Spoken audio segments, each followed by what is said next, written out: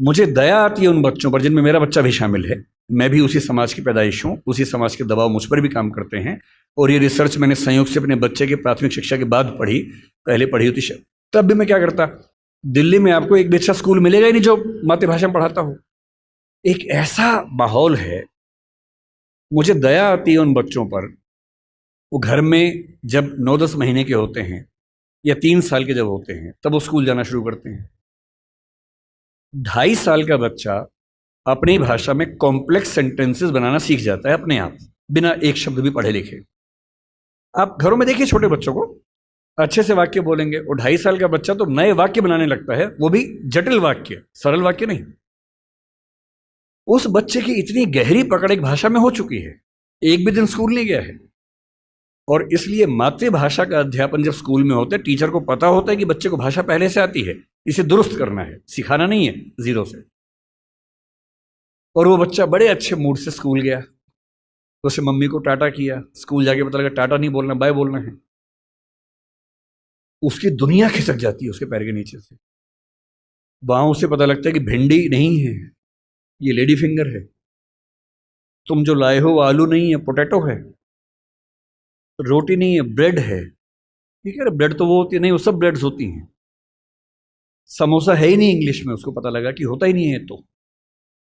और वो बेचारा एक अजीब सी कश्मकश में है। उसे अपनी भाषा में सीखना था कि जीरो क्या होता है, संख्या क्या होती है, एक क्या होता है। उसे अपनी भाषा में सीखना था कि सरकार क्या होती है, दुनिया क्या होती है, चलती कैसे है। उसे सीखना पड़ रहा है कि पहले ये समझो कि दुनिया नहीं वर्ल्ड होता है। अब उसकी आधी से ज्यादा ऊर्जा वर्ल्ड पे अटकी हुई है और बाकी बची खुची ऊर्जा से वो समझ रहा है कि वर्ल्ड होता क्या है। उसकी आधी ऊर्जा लगी नंबर शब्द याद करने में, न कि ये समझने में कि संख्या क्या होती है, नंबर क्या होता है। एक अजीब सी साजिश दुनिया भर में चल रही है कि दुनिया के हर बच्चे को उसकी मातृभाषा से बचपन में ही वंचित कर दो। उसे एक ऐसी भाषा में सिखाओ जहां उसके लिए वो भाषा सीखना अपने आप में चैलेंज हो। और इसलिए आप देखेंगे कि अगर ज्ञान की दुनिया में दुनिया भर की भाषाओं के आम आदमी शिरकत नहीं कर पा रहे हैं, गलती से भी ये मत सोचिएगा कि दिमाग वाले लोग बहुत कम होते हैं और वही आगे बढ़ते हैं। दिमाग वाले अधिकांश लोगों को बचपन में ही खत्म कर देने की साजिश दुनिया भर में चल रही है। और जो अपनी भाषा में पढ़ ही नहीं पाएगा, वो कैसे आगे बढ़ेगा, कैसे सीखेगा। मैंने 10वीं क्लास तक हिंदी माध्यम से पढ़ाई की है, उसके बाद अंग्रेजी सीखी है, ठीक से सीखी है। अंग्रेजी मुझे कहीं कोई समस्या नहीं आती है, इसमें क्या कोई परेशानी है। मैं आज भी अपनी भाषा में गीत सुनने में ज़्यादा खुश होता हूँ। मुझे फिल्म देखनी मैं हिंदी में पसंद करता हूँ, नाटक देखना हो हिंदी पसंद करता हूँ, मजाक करना हो हिंदी में पसंद करता हूँ, पढ़ना हो कोई ऐसा विषय जो हिंदी में नहीं है तो इंग्लिश में पढ़ता हूँ, इसमें क्या परेशानी है। लेकिन मुझे कोई बचपन से ही मजबूर करे कि मुझे दूसरी भाषा में, संयोग से अंग्रेजी है, फ्रेंच भी हो सकती थी, पुर्तगाली भी हो सकती थी, जो जीत जाता उसकी भाषा ढो रहे होते। ज्ञान विज्ञान की दुनिया में मेरा निजी विश्वास है इस वर्चस्व को तोड़ना बहुत जरूरी है। हम हिंदी में हजारों शब्द क्रिएट नहीं कर पाएंगे 2 दिन में, सही बात है, मुश्किल है। और हमें इतना शुद्धतावादी या प्यूरिटन होने की जरूरत नहीं है कि हम सारे शब्द अपने ही गढ़ेंगे। हम तो इंटरनेट को अंतर्जाल ही बोलेंगे, हम कंप्यूटर को संगणक ही बोलेंगे, तो आप अकेले ही बोलते रहेंगे, कोई पूछेगा नहीं आपको। जो शब्द अंग्रेजी के प्रसिद्ध हो गए उनको मान लीजिए। जापानी भाषा का शब्द है रिक्शा, आप रोज रिक्शा में घूमते हैं, कभी आपने कहा कि रिक्शा को मैं नरयान बोलूंगा? कई लोग बोलते हैं नरयान, कि मनुष्य द्वारा चलने वाला एक विमान या वाहन। क्या बकवास है। अरे जो शब्द जिस भाषा से आया, प्रसिद्ध हो गया, अपना लीजिए उस शब्द को। और उसके बाद भाषा में असली समस्या शब्द नहीं होती है। भाषा विज्ञान में एक होता है जिसको मॉर्फोलॉजी कहते हैं, एक सिमेंटोलॉजी होता है, लेकिन जो सबसे महत्वपूर्ण स्ट्रक्चर है सिंटेक्स है। सिंटेक्स का मतलब है वाक्य का निर्माण कैसे होता है, शब्दों का क्रम कैसे तय होता है। किसी नई भाषा को सीखने में सबसे बड़ी मुश्किल आती है सिंटेक्स सीखने में। आप हिंदी भाषा के सिंटेक्स में अंग्रेजी के शब्दों को शामिल कर लेंगे, रत्ती भर समस्या नहीं आएगी।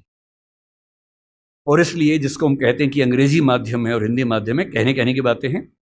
मैं अंग्रेजी माध्यम में बच्चों को खूब पढ़ाता हूँ, 8-8 घंटे दिन में पढ़ाता हूँ, और वहाँ भी देखता हूँ कि जैसे कोई मुश्किल कंसेप्ट आता है, जब तक अंग्रेजी में पढ़ाने के बाद हिंदी में भी ना समझा दूँ, उनके चेहरे पर 12 बजे रहते हैं, क्योंकि वो हिंदी भाषी समाज के बचपन से लगातार हिंदी बोलने समझने वाले और अंग्रेजी माध्यम लेके एक ज्ञान की भाषा के तौर पर अंग्रेजी पढ़ने वाले व्यक्ति हैं। हंसी मजाक हिंदी में हो तो ठहाके मार के हंसते हैं, इंग्लिश में हो एक आध हंसता है, बाकी इसलिए हंसते हैं कि हंसने की बात थी तो हम भी हंस लेते हैं। नई बात बनती। मन की भाषा, आत्मा की भाषा अलग भाषा होती है, ज्ञान की भाषा अलग भाषा होती है, इसमें कहाँ कोई दिक्कत है। और इसलिए मैं आपसे कहना चाहता हूं कि ज्ञान विज्ञान की भाषा के तौर पर, व्यवसाय की भाषा के तौर पर जबरदस्ती एक वर्चस्व का दौर चल रहा है जो खत्म होना चाहिए। मुझे खुशी है कि हमारी वर्तमान सरकार इस मामले में, मैं किसी राजनीतिक दल से ताल्लुक नहीं रखता हूं, मुझे ना सरकार का समर्थक माना जाए ना विरोधी माना जाए, क्योंकि मैं सच में दूरी बना के रखता हूं, बहुत दूर बना के रखता हूं। मैं मुद्दों पर तारीफ करता हूं, मुद्दों पर आलोचना करता हूं। भाषा के मामले में वर्तमान सरकार बेहतर काम कर रही है, ये सही बात है। कई स्तरों पर हमने देखा है। मेडिकल साइंस मध्य प्रदेश से शुरू हुआ, एक ही साल में एमपी में, यूपी में, उत्तराखंड में शुरू भी हो गया। और मैं कई साल से सोचता था कि मेडिकल साइंस में ऐसा क्या है जो हिंदी में नहीं पढ़ सकते। और सोचिए, डॉक्टर बनने के बाद करना क्या आपको डॉक्टर बन के आम आदमी का इलाज करना है। भारत के आम आदमी की हालत क्या है? डॉक्टर के पास जाता है, उसको एक वाक्य समझ में नहीं आता है।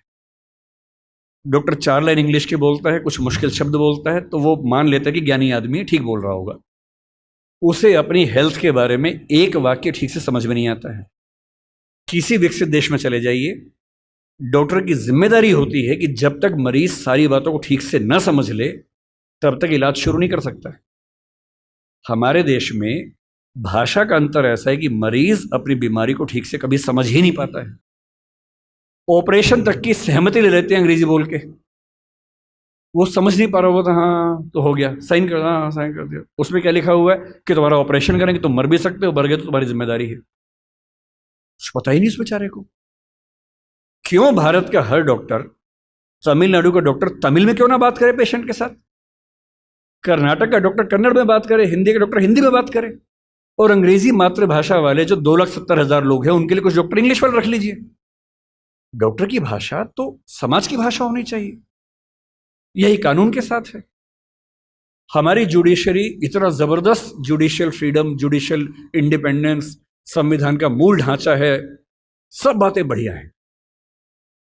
पर जिस देश की आबादी में 2,70,000 लोग अंग्रेजी मातृभाषा वाले हों, उस देश का सुप्रीम कोर्ट सारे निर्णय अंग्रेजी में ही देगा, ये कहाँ का लोकतंत्र है? यहाँ आपका जो जुडिशियल इंडिपेंडेंस है या जुडिशियल रिस्पॉन्सिबिलिटी है वो कहाँ से ली जाती है? उस समय आपके सुप्रीम कोर्ट में मधु लिमये नाम के व्यक्ति जिद करते हैं कि मैं हिंदी में अपनी बात रखूंगा, आप उनको परमिशन देने के बाद नकार देते हैं कि हमसे गलती हो गई, ऐसा नहीं कर सकते हैं। मेरे देश में, मेरे सुप्रीम कोर्ट में अपनी भाषा में आप बोल भी नहीं सकते। आप 28 राज्यों में से केवल 4 राज्यों में हिंदी में हाई कोर्ट में बात करने की परमिशन देते हैं। लोकतंत्र का मतलब क्या होता है? कुछ गिने चुने एलिट्स के हिसाब से जनता अपनी भाषा बदलेगी, या जनता की भाषा से प्रशासक भाषा बदलेंगे अपनी। अगर लोकतंत्र है तो लोकतंत्र में जनता की भाषा ही केंद्र में होनी चाहिए, कोई और भाषा केंद्र में कैसे हो सकती है? पर हम लोग इतने आदी हो चुके हैं, हम स्लेव मेंटेलिटी के इतने अभ्यस्त हो चुके हैं कि हम ये प्रश्न कभी नहीं करते। हमारे सुप्रीम कोर्ट के चीफ जस्टिस या कोई जज हिंदी में क्यों नहीं बात कर पाते? और नहीं कर पाते, मैं फिर बार बार कह रहा हूँ, मामला सिर्फ हिंदी का नहीं। मेरी इच्छा है कि सुप्रीम कोर्ट के बहुत सारे जजेस में कुछ को तमिल ठीक से आती हो, कुछ को तेलुगु अच्छे से आती हो, कुछ को मराठी आती हो, कईयों को हिंदी आती हो। और बेंच का फैसला करते हुए ये भी एक पॉइंट ध्यान में रखा जाए कि मामला कहाँ का है, और उस मामले में ऐसे जज को प्राथमिकता मिले जो उस भाषा को जानता हो, ताकि केस मेरा है, मुझे हिंदी आती है, मेरा वकील अंग्रेजी में कुछ कुछ बोला, जज ने कुछ कुछ बोला, फैसला हो गया, मुझे पता ही नहीं कि क्या हुआ, और इतने में पुलिस आगे मुझे ले गई और मैं परेशान हूं कि हुआ क्या। मेरे मामले के किसी प्रसंग में मेरी भूमिका ही नहीं है, क्योंकि सारी प्रक्रिया 2 ऐसे व्यक्तियों के बीच में चल रही है जिनके पास एक भाषा है जो मेरी भाषा नहीं है, जबकि मामला मेरा है। और कहने को लोकतंत्र है। ये लोकतंत्र नहीं है, ये भाषा के स्तर पर तानाशाही है, बुरी चीज है।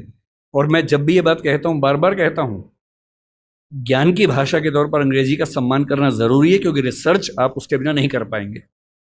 बहुत मामलों में सीखने की जरूरत है, उससे भी, जापानीज से भी, फ्रेंच से भी, सबसे सीखने की जरूरत है। लेकिन आपके देश के सुप्रीम कोर्ट में, हाई कोर्ट में आपकी भाषा में बात ना होती हो, ये बुरी बात नहीं है, शर्मिंदगी की बात है। हमें एक समाज के तौर पर शर्म आनी चाहिए, ये उससे कम बात नहीं है। इसलिए जब कोई मुझसे कहते कि राजभाषा के तौर पर आपकी क्या कल्पना है, 14 सितंबर का दिन आज है, हम आज के दिन ये सेमिनार क्यों कर रहे हैं? 14 सितंबर 1949 को शाम को 6 बजे एक फैसला हुआ था। एक अजीब सी अफवाह लोगों ने उड़ा रखी है। कहते हैं कि 14 सितंबर को मतदान हुआ कि भारत की राजभाषा कौन सी होनी चाहिए, हिंदी या अंग्रेजी। वोटिंग हुई, आधे वोट हिंदी के पक्ष में उठे, आधे अंग्रेजी के पक्ष में उठे, एकदम बराबर हो गया। कई लोग संख्या बोलते हैं, 77 हो गया। और तब स्पीकर ने, डॉक्टर राजेंद्र प्रसाद ने अपना कास्टिंग वोट दिया, क्योंकि उनके पास अधिकार है कि वोट डाल सकते हैं लास्ट में, अगर बराबर हो जाए तो, हिंदी के पक्ष में दिया, और इससे हिंदी भारत की राजभाषा हो गई। इससे बड़ा कोई झूठ नहीं है। ऐसा कुछ नहीं हुआ था संविधान सभा में, सफेद झूठ है। 12 सितंबर को शाम 4 बजे इस मुद्दे पर बहस शुरू हुई। संविधान सभा की डिबेट्स पढ़ के देखिए, 180 पेज की डिबेट है राजभाषा की, 180 पेज, 1-2 पेज का मामला नहीं है। संविधान सभा के वॉल्यूम 9 में ध्यान से पढ़िए, पेज नंबर लगभग 1130 से 1390 के आसपास का मामला है। 180 पेज की डिबेट है, उसमें खूब मुद्दे हैं, छोटी मोटी वोटिंग हो रही है के मामलों में। संविधान सभा का बेसिक उसूल था कि अंतिम रूप से वोटिंग नहीं करेंगे, सहमति से काम करेंगे। वोटिंग बीच बीच में होती रही। पहला विवाद यह था कि राजभाषा कौन सी हो, हिंदी हो कि अंग्रेजी हो या हिंदुस्तानी हो। अंग्रेजी पर तो बात थी नहीं, हिंदी या हिंदुस्तानी। महात्मा गांधी हिंदुस्तानी कहते थे, पर 1949 में वो थे नहीं। उनका हिंदुस्तानी का मतलब था हिंदी उर्दू का मिक्सचर, जो देवनागरी और फारसी में लिखी जा सके। दूसरा स्कूल ऑफ थॉट हिंदी की बात करता था। अंत में सहमति बनी, हिंदी ही भारत की राजभाषा होगी। राजभाषा यानी सरकारी कामकाज की भाषा। दूसरा सवाल था कि लिपि कौन सी हो, देवनागरी हो, कुछ ने कहा कि देवनागरी और फारसी हो, कि हिंदी को फारसी में भी लिख सके। कुछ ने कहा देवनागरी और रोमन हो, हिंदी को रोमन में, जैसे व्हाट्सएप में लिखते हैं वैसे लिख सके। खूब विवाद हुआ, अंत में हुआ कि देवनागरी ही लिपि होगी।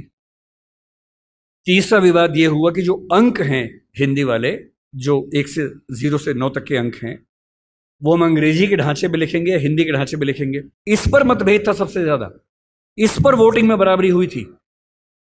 और अंत में वोटिंग से नहीं, संविधान सभा के बाहर की बातचीत में समझौता हुआ। मुंशी साहब थे, के एम मुंशी थे, आयंगर साहब थे, उनकी बातचीत में समझौता हुआ कि ठीक है, अंतर्राष्ट्रीय अंक मान लेंगे।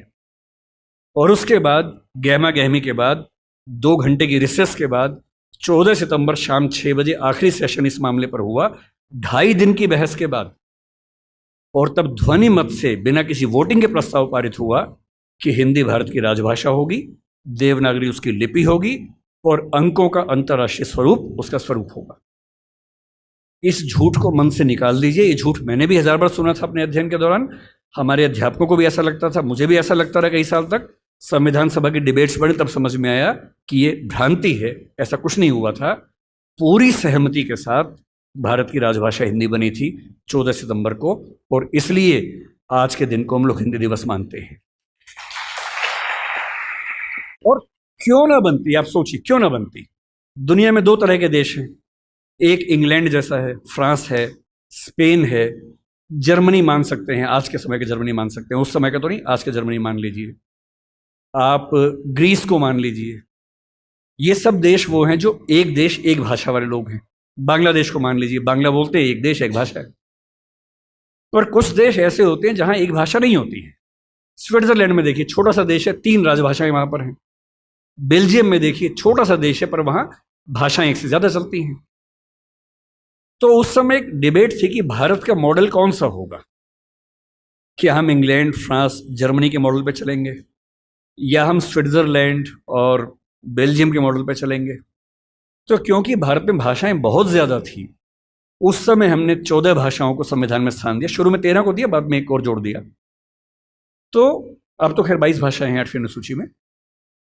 डिबेट ये थी कि भारत की राजभाषा कौन सी हो। ऐसे मामले में दो ही फैसले हो सकते हैं। एक तो ये हो सकता है कि भाई जितनी महत्वपूर्ण भाषाएं हैं सबको बना दो। अगर सबको बनाएंगे तो हर डॉक्यूमेंट 10 भाषाओं में बनेगा, वो आसान काम नहीं है। दूसरा, लोकतंत्र में क्या तरीका है, जिस भाषा को बोलने वाले समझने वाले सबसे ज्यादा हैं उसको बना दीजिए। यही सहमति बनी। स्वाधीनता संग्राम में हिंदी को राष्ट्रभाषा राजभाषा बनाने की बात किन लोगों ने की, आपने कभी गौर किया है? हिंदी को राष्ट्रभाषा बनाने के सबसे बड़े समर्थक कौन थे? महात्मा गांधी, गुजरात के थे, गुजराती आदमी। के.एम. मुंशी गुजरात के थे, पटेल गुजरात के थे, आज भी गुजरात के दो लोग लगे हुए हैं। हिंदी को भारत की राष्ट्रभाषा बनाने की जो बात आई है, हिंदी समाज से ही नहीं आई है। महात्मा गांधी गुजराती व्यक्ति होकर हिंदी के पक्ष में सबसे ज्यादा अड़े हुए थे। महाराष्ट्र में तिलक थे, सावरकर थे, वो मराठी की बात नहीं कर रहे, वो हिंदी की बात कर रहे थे। पंजाब में लाला लाजपत राय थे। आप बंगाल में जाएंगे, केशव चंद्र सेन से परंपरा शुरू होती है, सुभाष चंद्र बोस तक परंपरा जारी है, वो सब हिंदी की बात कर रहे हैं। पूरे भारत में, दक्षिण भारत तक में ये सहमति बन गई थी। महात्मा गांधी ने पूरी एक संस्था खड़ी की, दक्षिण भारत हिंदी प्रचार सभा, कितने साल तक काम करते रहे वहां पर। एक सहमति बनाई पूरे देश में, क्योंकि इतना बड़ा स्वाधीनता आंदोलन बिना एक भाषा के नहीं चल सकता। बेबीलोन की कथा बन जाती, बाबेल जैसी, कि सब लोग अलग भाषाएं बोलते हैं, लड़े कैसे अंग्रेजों से। इसलिए कांग्रेस ने 1915 के आसपास से ही भाषा पे काम करना शुरू किया और ये मान लिया कि जब तक अंग्रेजी में काम करेंगे वकीलों का आंदोलन रहेगा, जनता का नहीं बनेगा। वो वकीलों का आंदोलन जनता का आंदोलन तब बना जब लोक भाषाओं में लड़ा गया, और लोक भाषाओं में सबसे बड़ी भूमिका हिंदी की रही। आज अगर कोई मुझसे पूछे कि भारत में कौन सी राजभाषा या संपर्क भाषा बन सकती है, आप डेटा देखिए, सेंसस को देखिए। हिंदी बोलने वालों की कुल संख्या पहली, दूसरी, तीसरी भाषा के तौर पर भारत में कितनी है इस समय? 69 करोड़ है 2011 के सेंसस में। 57% ऑफ पॉपुलेशन भारत की, first, second, third. First language में 43.6% है, तीनों मिला लें 57%, 69 करोड़ संख्या है। क्यों है? 10 राज्य हिंदी भाषा वाले हैं। फिर वो सारे राज्य जो संस्कृत से ही बने हैं, वो हमारे ननिहाल के हैं। इसलिए आप महाराष्ट्र जाएंगे, क्योंकि मराठी संस्कृत से बनी है, आपको मराठी हिंदी में दिक्कत नहीं आती, क्योंकि दोनों की रूट सेम है। यही गुजराती में है, यही पंजाबी में है, यही सिंधी में है, यही असमिया में है, यही ओडिया में है, यही बांग्ला में है।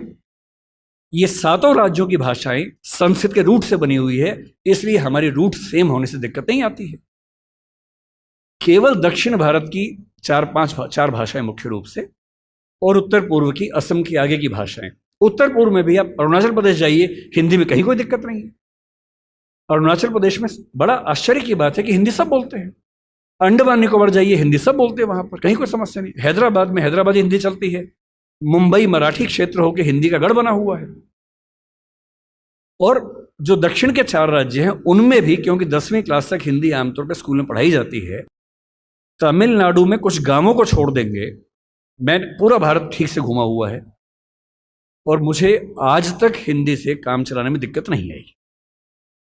69 करोड़ की आबादी, 121 करोड़ में से आज 145 करोड़ हैं। ये संख्या मिनिमम आप मान के चलिए कि 75 करोड़ के आसपास होने वाली, 80 करोड़ होने वाली है। इस 69 करोड़ अगर मैं 2011 की बात मान लूं, तो तुलना में कौन है? नंबर 2 पर कौन आता है? बांग्ला। हिंदी में कितना है? 57% है। बांग्ला में कितना है? 9% है। आप किसे बनाएंगे राजभाषा भारत की? संपर्क भाषा किसे बनाएंगे? 57% के बाद सीधा 9% है। नंबर 3 पे मराठी आती है, अभी आ गई है। पहले नंबर 3 पे तेलुगु थी, अब मराठी आ गई है। कितना है? 8.7% है। नंबर 4 पर तेलुगु है, 8% के आसपास है। यानी एक भाषा बोलने वाले 57% हैं, नंबर 2 वाले 9, 8.7, 8, 6, 4, 3। क्या लोकतांत्रिक तरीके से कोई कंपटीशन बनता है किसी तरह का? और संपर्क भाषा संविधान लिखे या ना लिखे, संविधान में लिखा भी नहीं है। संविधान में कहीं नहीं लिखा कि भारत की संपर्क भाषा कौन सी है, ना लिखा है भारत की राष्ट्रभाषा कौन सी है, केवल लिखा है भारत की राजभाषा कौन सी है। 14 सितंबर को हुआ था, उस समय आर्टिकल 301 था, लेकिन जब संविधान फाइनल हुआ तो आर्टिकल 343 से 351 तक का हिस्सा जो अंतिम प्रारूप संविधान का बना उसमें राजभाषा का है। भाग 17 है, जो प्रारूप में भाग 14 था। इसलिए हमें डरने की जरूरत नहीं है। हम स्वाभाविक तौर पर भारत के भाषा के डेमोग्राफी के नक्शे में सबसे बुलंद आवाज हैं, तो हमारी आवाज की पहचान होनी चाहिए। हमें खौफ किस बात का होना चाहिए? क्यों मिरांडा बनने की जरूरत है भाई? अपने धौस में रहिए, आत्मविश्वास से भर के रहिए।